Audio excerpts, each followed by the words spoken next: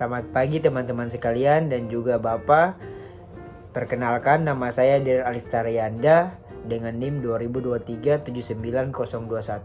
Pada video kali ini saya akan menjelaskan mengenai penurunan, di mana dalam video ini dalam memenuhi syarat untuk tugas mekanika tanah 2. Langsung saja kita ke materi yang akan dibahas. Nah, untuk pendahuluan sendiri, tanah yang dibebani akan mengalami regangan atau penurunan atau bisa disebut settlement. Itu dikarenakan perubahan susunan tanah atau pengurangan rongga, pori atau air dalam tanah. Nah, penurunan total tanah ialah jumlah regangan sepanjang kedalaman lapisan, di mana penurunan akibat beban terdiri dari penurunan segera yang biasa disebut intermediate settlement dan penurunan konsolidasi atau consolidation settlement. Nah, penurunan segera terjadi pada tanah berbutir kasar dan tanah berbutir halus kering atau biasa disebut tidak jenuh. Nah, sedangkan penurunan konsolidasi itu terjadi pada tanah berbutir halus yang terletak di bawah muka air tanah. Nah, bila tanah mengalami pembebanan dan kemudian berkonsolidasi, maka penurunan tersebut berlangsung dalam 3 fase, yaitu ada fase awal, fase konsolidasi, serta fase konsolidasi sekunder. Nah, untuk yang pertama tadi fase awal, di mana fase awal itu penurunan terjadi dengan segera sesudah beban bekerja. Yang kedua, fase konsolidasi primer atau konsolidasi hidrodinamis. Itu adalah penurunan yang dipengaruhi oleh kecepatan aliran dan yang meninggalkan rongga pori tanah akibat adanya tambahan tekanan. Yang terakhir tadi yaitu fase konsolidasi sekunder. Itu proses lanjutan dari konsolidasi primer sebelumnya, di mana prosesnya berjalan sangat lambat. Sebagian besar penurunan diakibatkan oleh pengurangan angka pori. Nah, hampir semua jenis tanah akan berkurang angka pori atau biasa dilambangkan dengan E bila beban vertikal bertambah, dan akan bertambah angka porinya bila bebannya dikurangi. Tambahan tegangan dalam tanah akibat beban fondasi bangunan akan selalu diikuti oleh regangan yang menghasilkan penurunan pada struktur. Nah, ada beberapa sebab nih terjadinya penurunan akibat pembebanan yang terjadi di atas tanah. Yang pertama ada kegagalan atau keruntuhan geser akibat terlampauinya kapasitas dukung tanah. Yang kedua ada kerusakan atau terjadinya defleksi yang besar pada sebuah fondasi. Dan yang ketiga ada distorsi geser atau shear distortion dari tanah pendukungnya. Yang terakhir ada turunnya tanah akibat perubahan angka pori. Selanjutnya kita masuk ke perkiraan penurunan dengan menggunakan hasil uji penetrasi kerucut statis atau alat yang namanya sondir. Nah, berikut adalah rumus yang kami gunakan pada soal yang akan kami bahas sebentar. Penurunan fondasi pada tanah granuler dapat dihitung dari hasil uji kerucut statik, yaitu Static Cone Penetration Test. De Beer dan Martin 1957 itu mengusulkan persamaan angka kompresi atau biasa disebut C yang berkaitan dengan persamaan Boussinesq. Nah, sebagai berikut, yaitu di mana C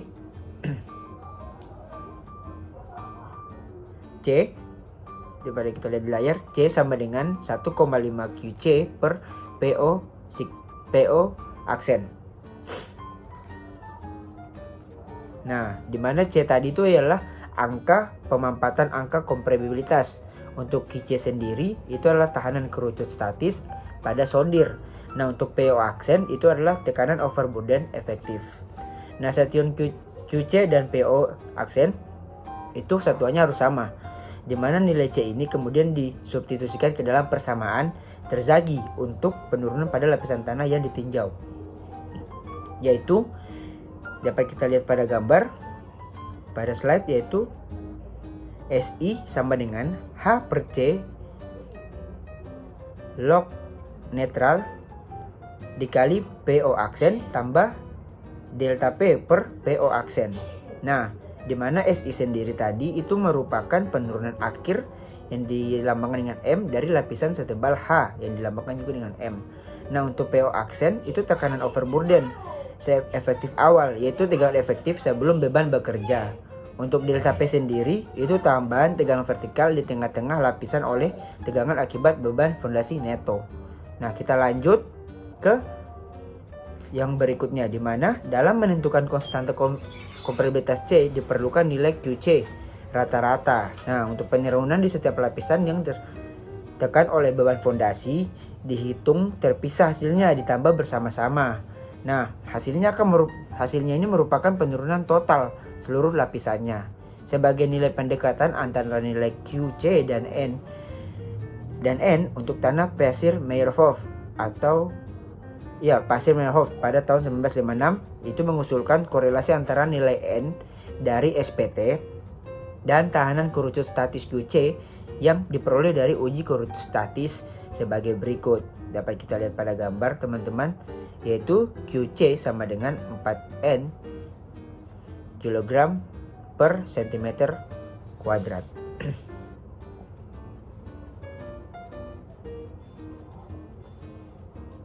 Lanjut, pada tahun 1970 Smartman juga mengusulkan cara nih untuk menghitung besarnya penurunan pada tanah granuler atau berbutir kasar, dengan penurunannya diberikan dalam bentuk sebagai berikut.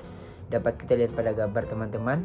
Ini untuk yang Meyerhof dan ini untuk yang Smartman. Di mana SI sama dengan C1 dikali C2Q. C1 di mana SI dikali dengan C1. SI itu sama dengan C1 dikali C2 dikali Q dikali sigma 0 sampai 2B dari IZ per E dikali dengan delta Z. Nah, untuk C1 sendiri itu merupakan faktor koreksi kedalaman. Untuk C2 faktor rangkak atau creep, dan juga Q tadi itu adalah tambahan tegangan neto pada dasar fondasi akibat beban yang bekerja. Nah, untuk B sendiri itu lebar beban, dan juga IZ faktor pengaruh regangan vertikal, dan juga E itu merupakan modulus deformasi atau modulus elastis, dan yang sigma Z delta Z itu merupakan tebal lapisan. Lanjut. Selanjutnya, modulus deformasi atau E diperoleh dari perkalian nilai tahanan kerucut con resistance dengan faktor empiris 2 E sama dengan 2 QC. Hubungan N dan QC disarankan sebagai berikut. Nah, lanau, untuk lanau sendiri itu berpasir dan pasir berlalu sedikit kohesif. N itu disama dengankan 2 QC. Pasir bersih halus sampai sedang, pasir sedikit berlanau itu N sama dengan 3,5 QC. Pasir kasar dengan pasir sedikit kerikil itu N sama dengan 5 QC, dan untuk kerikil berpasir sendiri dan kerikil itu N sama dengan 6 QC.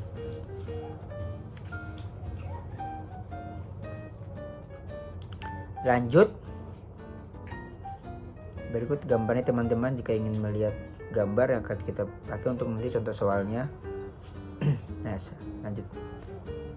lanjut kita masuk ke contoh soal. Nah, dari contoh soalnya itu kan soalnya fondasi bangunan dirancang dengan menggunakan hasil uji kerucut statis.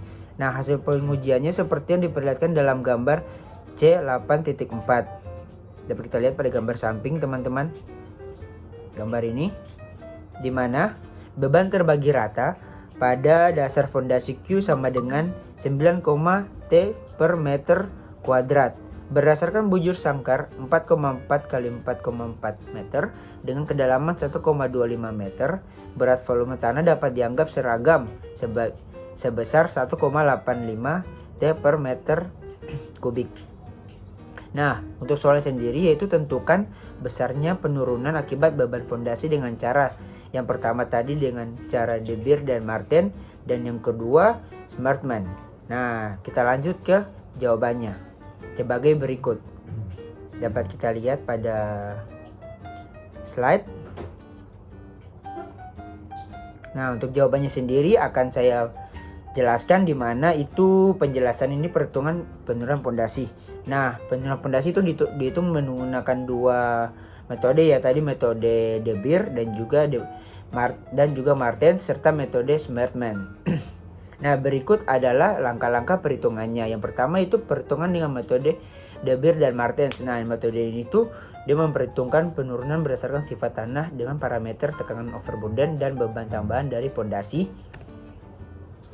yang dimana terdapat langkah-langkah dalam penyelesaiannya. Yang pertama yaitu kita tentukan dulu tekanan overburden efektif awal di tengah-tengah tiap lapisan tanah. Yang pertama, lapisan pertama tadi itu untuk PO1 nya itu 2,43 itu dikali dengan 1,85, di mana hasilnya adalah sebagai berikut. Tapi kita lihat di gambar 2,43 kali 1,85 itu hasilnya 4,49 T per meter persegi.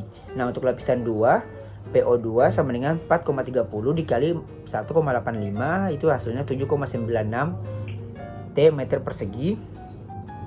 Jika teman-teman bingung, ini adalah yang saya bacakan, di mana lapisan 3 itu adalah 7,53 dikali 1,85 sama dengan 13,93 T meter persegi. Dan yang selanjutnya akan kita hitung tambahan tegangan vertikal. Q biasa disebut QN. Itu tadi kan sudah kita lihat. Yang berikutnya itu QN. QN itu sama dengan 9,5 dikurang dalam kurung 1,25 kali 1,85 itu tuh sama dengan 7,17 T meter persegi, dimana jika diubah ke dalam kilogram per centimeter kuadrat, kilogram per centimeter persegi itu menjadi dari 7,17 menjadi 0,717. Nah, hitungan tambahan tegangan akibat beban fondasi pada tiap-tiap lapisan tertekan disajikan dalam tabel C8.1a. Ini merupakan tabelnya, teman-teman. Nah, itu menentukan tambahan tegangan akibat beban fondasi untuk tiap lapisan dari tabel C8.1a itu yang dihitung berdasarkan faktor pengaruh I dan nilai delta P sama dengan 4 IQN. Lanjut, teman-teman. Nah, kita lanjut untuk menghitung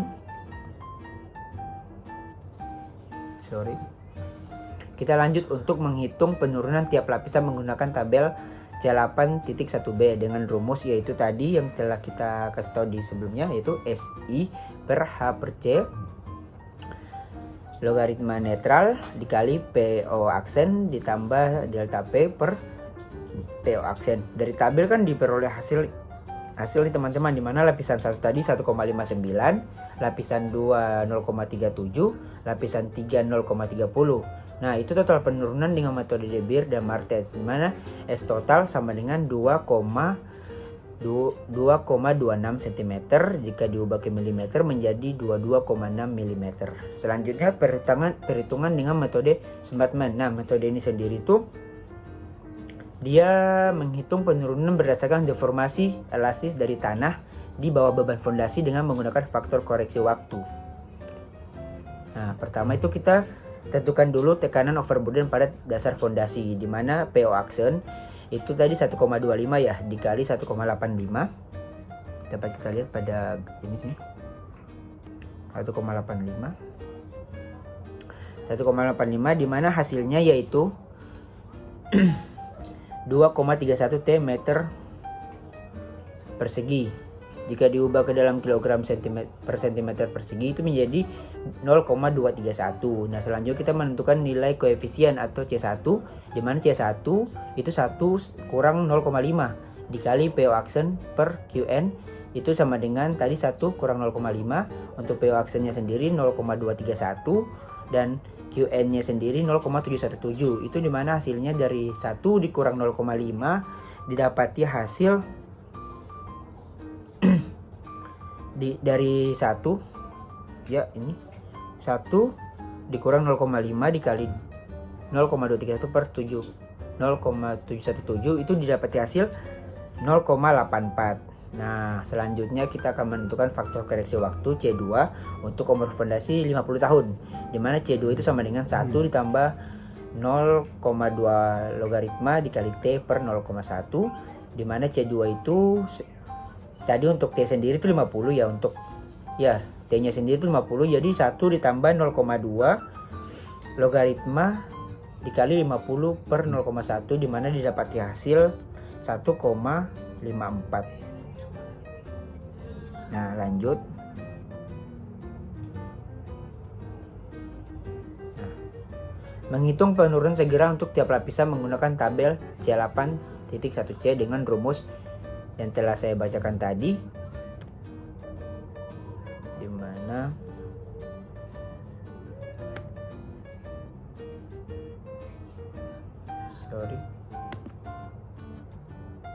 nah, dari tabel yang diperoleh untuk lapisan 1 tadi 0,90 cm ya, lapisan 2 0,60, lapisan 3 0,50 cm. Nah, total penurunan dengan metode Smartman ini dia itu totalnya itu 2,00 cm. Jika diubah ke dalam milimeter menjadi 20 mm. Nah, dari hasil penghitungan itu tadi kita dapat peroleh kesimpulan ya teman-teman, dimana yang pertama diperoleh nilai total penurunan sebagai berikut. Untuk yang pertama, metode De Beer dan Marten itu 22,6 mm dan metode Smartman yaitu 20 mm.